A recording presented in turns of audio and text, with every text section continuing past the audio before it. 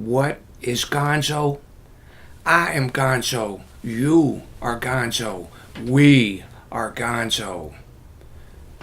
Give me a G for global. Give me an O for order. Give me an N for needs. Give me a Z for zero. Give me an O for organization. Ask Ralph Steadman. Hunter S. Thompson and Ralph Steadman are the kings of Gonzo. Ralph will tell you that Gonzo stands for Global Order Needs Zero Organization. But Gonzo stands for that, and as Ralph knows, so much more. Gonzo is, well, let me start with this. Jack Kerouac, King of the Beats, added an additional meaning to beat. Not only did beat, the beat generation, represent those who are downtrodden, oppressed by society, by government, by religion, by culture, though they're beat down in the 50s. In October 57, Kerouac's On the Road came out, and he was soon quickly christened King of the Beats. And Kerouac added the notion of beatitude, beatific as in the Beatitudes. Blessed are the meek, blessed are the poor, blessed are the peacemakers. So he added this soulful aspect. It's not just the oppressed, but what happens when you're oppressed. Okay, in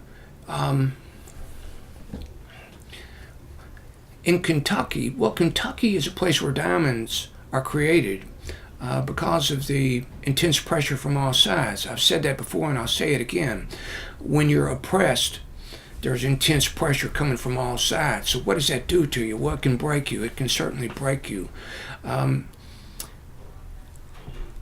in the breaking, when you're beat down, when you're downtrodden, you search, you turn inward, and you hold your hand out, and you want a friend. You'd like for somebody to come and help lift you up, but you look for ways to lift your own self up.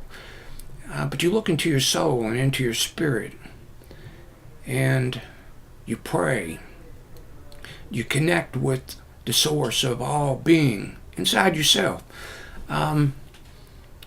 Okay, talking about Gonzo here. We talked about Jack Kerouac and the Beat Generation. Step back a little further. Carl Jung worked with Sigmund Freud from 1907 to 1913. Freud wanted Jung to take his place as the next father of the psychoanalytic movement. And Jung started having problems and issues with some of Freud's theories. In particular, Freud thought that sex was the primary motivating force for human beings from birth to death.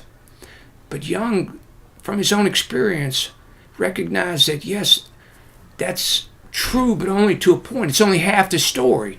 Because Jung was having spiritual experiences which he identified as uncanny, things that happened for which they were paradoxical. There was no rational explanation for the inner and outer uncanny spiritual experiences. So Jung said, half of my body is a spiritual force, and the other half is a sexual force, and they often pound heads with each other, and it's up to us to find ways to create a synthesis of apparently irreconcilable differences, to juxtapose them into unify them into this hemispheric synchronization. And so Gonzo is that it's the indigenous, the primordial, primeval energy, life force energy that contains both the sexual and the spiritual aspects of our beings. And when we are, as Ram Dass, great teacher, said, be here now. An essential part of Gonzo is being here now, in this moment, aware of every breath, of everything that's going on inside and outside of you, and not having any false fronts, no facades, no fakes. You empty your closet. You are on the outside who you are on the inside. Look at me. I chose several years ago to be the same person on the outside as I am on the inside, so that when somebody walks up to me and they see me, they don't have to ask twice. They don't have to wonder, well, who the hell is that? Look at him. Yeah, look at me. I am myself all the time. I don't have to be somebody else. I don't have to put on airs. Hunter S. Thompson understood that. No bullshit. There's no bullshit in Gonzo. You got a big bullshit detector. When you see it in somebody else, you call it out. Be yourself. Be yourself. Your true self.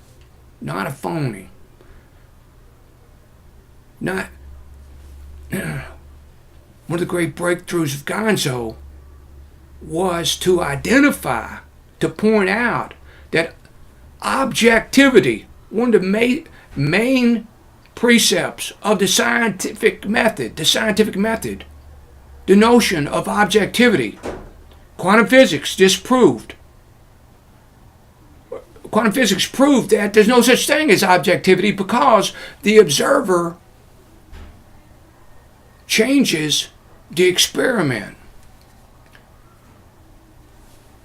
So real journalism, honest and truthful journalism, has got to be subjective. The notion that you can stand back and have no emotional involvement, that my writing of and telling of the story will not